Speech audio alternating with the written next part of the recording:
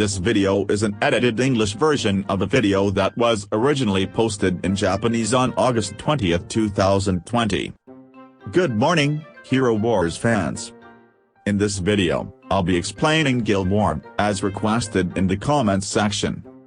Guild War was lightly touched upon in the previous video Guild Management number 1 how guilds work, but in this video, I'd like to talk about Guild Wars League promotion and relegation in more detail. I'll talk about Guild Wars League promotion and demotion right away.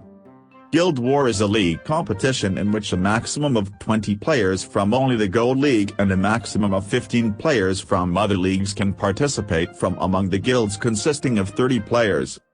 Guild matches start every Monday, and one match will be held every day for 5 days until Friday, and the league ranking for the week will be determined by the total points earned in the 5 matches for the week. League play is divided into 4 leagues, with promotion and relegation taking place over the weekend between the leagues above and below. Some people don't know about promotion and relegation, so I'll use the example of the qualifying league, the lowest league. After the 5 weekday games, the qualifying league standings are determined, and the top 6 guilds in the qualifying league are the ones that have a chance to be promoted to the Bronze League. It is important to note that as of Friday, the promotion of the league has not been confirmed. In fact, only the top 6 guilds in the qualifying league and the bottom 6 guilds in the Bronze League, which is the league above the qualifying league, have to compete in a match on Saturday to determine who will be promoted and who will be relegated. In other words, to be promoted from the qualifying league, a guild must win this Saturday's game, or its promotion to the Bronze League will be lost. On the other hand, the bottom 6 guilds that may be relegated from the Bronze League have a chance to stay in the Bronze League if they win their match against the top qualifying league guild on Saturday.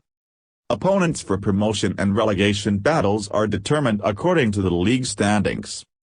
Using the example of the qualifying league, the first place guild in the qualifying league will play the 30th place guild in the Bronze League on the weekend, and the 6th place guild in the qualifying league will play the 25th place guild in the Bronze League. In other words, the higher your ranking in the qualifying league, the more likely you are to be promoted to the Bronze League, since you will be playing the lower-ranked guilds in the Bronze League. So, if you can play against the lowest-ranked guild in the league that is one level above you, your chances of promotion are pretty good. For the guilds in the qualifying league, facing the 25th place in the Bronze League will be a very hard fight, and I think it will make them realize how strong the Bronze League is. In my guild, when we took 4th place in the qualifying league for the first time in our lives, there was a lot of celebration in the guild chat on Friday night. That's right, no one knew that we had to play the Bronze League guild the following Saturday. Usually on Saturdays and Sundays, the guild chat is quiet and no one logs in or even looks at the Guild War page after 6 p.m. I noticed this after 7 p.m., and the members who did log in rushed to attack. As a reminder, I live in Japan, so Guild War starts at 6 p.m. Japan time. Because of this, I would appreciate it if you could spread this video to all your guild mates so that you don't miss your chance to be promoted to the next level. I'll tell you a good deal. In fact, even in the higher Bronze League, the guilds at the bottom are usually collapsing. This is especially true in the case of Bronze League, because after a few weeks or so of not being able to win a single game in a week, the leading guildmates gradually start moving on to other guilds. To give you an example, the 30th ranked guild in the Bronze League, Vision, had only 4 guildmates as of Wednesday.